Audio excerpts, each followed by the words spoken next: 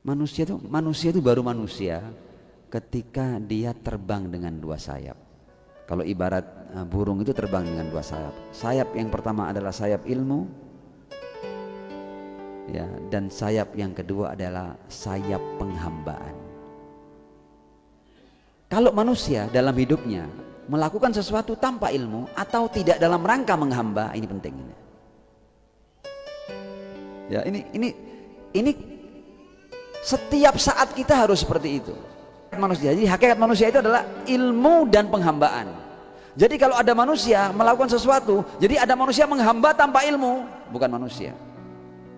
Ada manusia berilmu tapi tidak menghamba, dia bukan manusia. Kapan dia manusia? Ketika dia berilmu dan menghamba. Ini sebenarnya dialog, ya, yang terjadi antara maksum dengan seseorang di suatu zaman yang kemudian bercerita tentang manusia ini diciptakan sebagai manusia untuk apa? Lil ilmi wal ibadah. Ilmu dan penghambaan. Lil ilmi wal ibadah.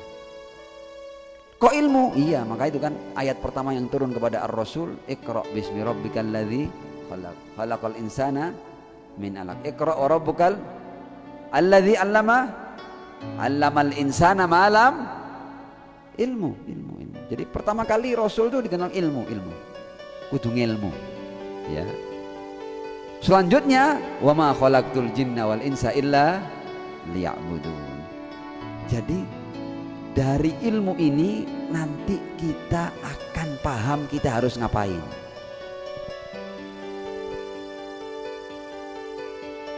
Saya hanya akan membreakdown ilmu dan ibadah dalam keterangan-keterangan yang singkat. Karena itu sejatinya kita. Ilmu yang di sini maksudnya apa? Oh, ini ilmu primer ini bukan ilmu yang. Nah, kalau ilmu yang dimaksud adalah seluruh ilmu yang ada ini tidak cukup. Usia kita 80 tahun kita tidak cukup untuk menghabiskan seluruh ilmu yang telah ditemukan oleh umat manusia. Tidak. Kita mau belajar satu fakultas saja kita perlu bertahun-tahun kan ya. Untuk bahas kornea mata saja kita butuh waktu berpuluh tahun. Ya. Di dunia medis, oh itu butuh abad itu untuk kita tuntas. Bahkan tuntas dari yang telah dipahami oleh manusia sekarang ini dan ini terus berkembang, itu butuh berabad-abad. Kita tidak cukup satu usia kita. Karenanya ilmu itu ada skala prioritasnya. Ada ilmu-ilmu yang wajib kita ketahui, ada ilmu yang kita ketahui bagus, tidak kita ketahui tidak apa-apa. Al-Imam Ja'far As-Shadiq alaihissalam, ya, karena kalau kita tidak tahu ini kita akan salah jalan kita. Makanya kan kita berpegang kepada para imam tujuannya karena yang dibawa oleh para imam adalah hal-hal yang tidak setiap orang bisa menemukannya. Harus bersambung dengan Tuhan dulu untuk bisa menyampaikan hal-hal yang maha penting seperti ini. Kata Al-Imam Ja'far As-Shadiq alaihissalam, wajadtu uluman nasi ala arba. Aku simpulkan ilmu umat manusia ini 4. Ini ilmu yang penting. Yang lain kalau ini tidak diketahui gagal dia sebagai manusia. Yang pertama, anta'rifa rabbak. Hendaknya engkau mengenal Tuhan. Kita harus selesai dengan Tuhan. Tidak boleh kita hidup kita tidak kenal Tuhan. Tidak boleh, harus kenal kita. Anta'rifa rabbak. Kemudian apalagi yang penting? Wa anta'rifa madza sana'a bik. Hendaknya engkau menyadari apa yang telah Tuhan perbuat atasmu. Jawaban sederhananya, yang telah Tuhan perbuat atas saya semua ini perbuatan Tuhan ini. Setiap sel dari wujud saya adalah perbuatan Tuhan. Saya tidak punya sumbangsi apa-apa. Wa anta'rifa madza sana'a bik. Selanjutnya, wa anta'rifa madza arada minka. Hendaknya engkau mengetahui apa yang dia inginkan darimu. Ini agama. Jadi para nabi bawa ajaran itu semuanya untuk menjelaskan ilmu wa anta'rifa madza arada minka. Hendaknya engkau memahami apa yang dia inginkan, yang Tuhan inginkan darimu. Ya. Wa anta'rifa madza arada minka. Yang terakhir wa anta'rifa madza yukhrijuka an dinih. Hendaknya engkau mengetahui hal-hal apa saja yang akan menjauhkan kamu dari kehendak Tuhan, dari agamanya maksudnya. Ini ilmu yang paling penting. Yang lain sekunder semuanya. ilmu teknologi ini semuanya sekunder, ini primer. Mengenal Tuhan, menyadari apa yang telah Tuhan perbuat atas diri kita, sehingga kita ilmu yang kedua ini sudah akan membuat kita tidak akan pernah mengeluh, karena kita tidak punya pijakan untuk mengeluh, karena semua ini anugerah. Semua ini anugerah. Kita mau mengeluh apa gitu? Hendaknya engkau mengenal Tuhanmu, memahami apa yang telah Dia perbuat atasmu, memahami apa yang Dia inginkan darimu, dan memahami apa yang membuat kamu jauh darinya. Wa anta arifa madza yukhrijuka an dini. Ini adalah hakikat ilmu. Jadi kita harus mendasari kehidupan kita dengan ilmu ini. Sayap yang kedua adalah penghambaan. Apa arti penghambaan? Arti penghambaan juga di breakdown dalam 3 langkah.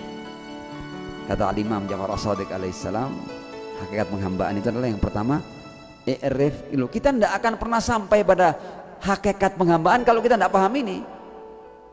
Kata beliau, i'rif annaka la tamliku syai'an. Sadarkan dirimu bahwa kamu tidak punya apa-apa. Perlu kita ingat zikir tadi itu, supaya kita minat zakirin. Di antara yang kita ingat, apa benar saya tidak punya apa-apa? Loh ya, coba renungkan. Jadi kita diminta untuk memahamkan kepada diri kita bahwa kita tidak punya apa-apa. I'rif annaka la tamliku syai'an. Sadari bahwa kamu tidak punya apa-apa. Dan memang adakah sesuatu yang benar-benar milik kita yang selain pemberian Tuhan? Semua pemberian. Ya. Jadi bahkan nanti orang yang memahami satu step ini, bahkan dia tidak punya alasan untuk sombong. Tidak punya alasan untuk sombong. Orang mau sombong itu dia harus punya sesuatu, baru dia sombong. Kalau semuanya pemberian, dia tidak berhak untuk sombong. Bahkan tidak punya alasan untuk iri. Tidak punya alasan untuk sombong, tidak punya alasan untuk iri. Step yang pertama, i'rif annaka la tamliku syai'an. Sadari bahwa kamu tidak punya apa-apa. Ya. Jadi orang kalau sampai pada ini, bahkan dia tidak bisa egois tidak bisa. Ya. Karena orang itu egois ketika dia merasa punya sesuatu, baru dia ego. Kalau tidak punya apa-apa, mau ego dengan apa dia? Tidak punya pijakan egonya. Kesombongannya tidak punya pijakan, irinya juga tidak punya pijakan. Anta arif annaka la tamliku syai'an. Yang kedua, wa anta arifa annaka la tudabbiru syai'an.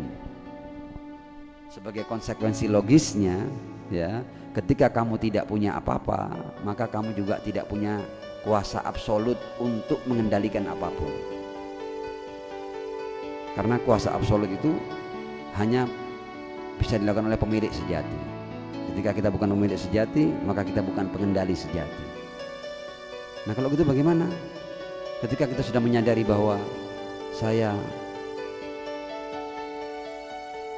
tidak punya apa-apa, dan sebagai konsekuensi logisnya saya tidak mengendalikan apa-apa, Al-Imam Ja'far As-Shadiq berkata, aslim nafsaka, maka pasrahkan dirimu kepada sang pemilik sejati dan sang pengendali sejati. Itulah maknanya Islam. Itulah maknanya penghambaan. Mudah-mudahan sedikit yang kita bahas terkait bulan Ramadan, dan kita mendengar dengan baik apa yang menjadi peringatan Al-Imam Hasan Al-Mujtaba alaihissalam yang kita peringati kelahirannya pada hari ini. Mudah-mudahan kita termasuk orang-orang yang adz-dzakirin dan keluar dari kelompok al-ghafilin insyaallah. Syahrukum mubarak, tsumma al-afwa minkum. Wassalamu alaikum warahmatullahi